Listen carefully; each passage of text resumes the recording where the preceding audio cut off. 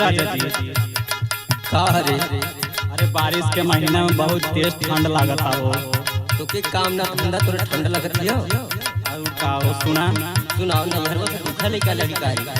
अरे नहीं बोल बोल बोल। अरे काला काला नहीं हरे से उठाई बदरा सैया लागा तवे जाड़ा तनी ओढ़ादा चदरा सैया लागता वे जाड़ा तनी ओढ़ादा चादरा सैया लागता वे जाड़ा तनी ओढ़ादा चादरा हो ओढ़ादा चदरा हो ओढ़ादा चदरा हो ओढ़ादा चदरा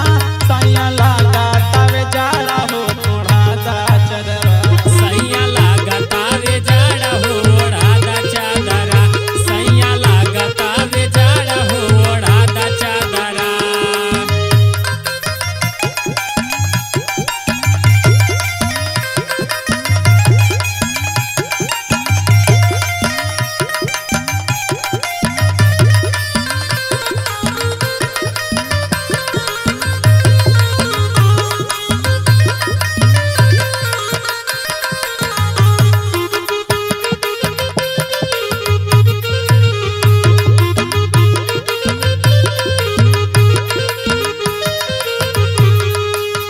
कमल बाबा दानिया हम नारबे बचाम हो नारा में बचाम सैया नारा में बचाम हो नारा में बचाम सैया नारा में बचाम हो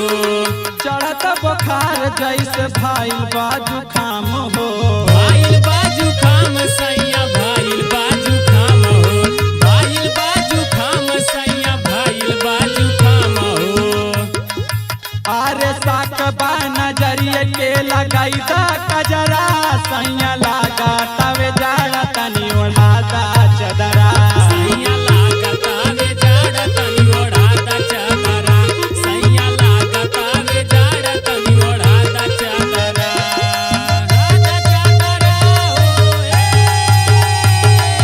राधा चादरा हो ओढ़ादा चादरा सैया लागता वे जाड़ा तनी ओढ़ादा चादरा सैया लागता वे जाड़ा तनी ओढ़ादा चादरा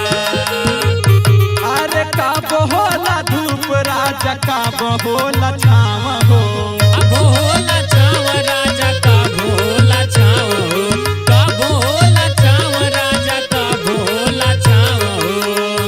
अरे रिम झिम बारिश होले नैहरे के गाँव हो नैहरे के गाँव राजा नैहरे के गाँव हो नैहरे के गाँव राजा नैहरे के गाँव हो अरे काब होला धूप राजा काब होला छाव हो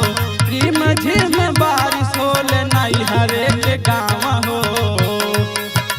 ए राजा जी और सुना सुनाओ सुनाओ सुनता तो भाई। अरे पानी जब के सिया खुले ला गजरा सैया लागा तवे जाड़ा तनी ओढ़ादा चदरा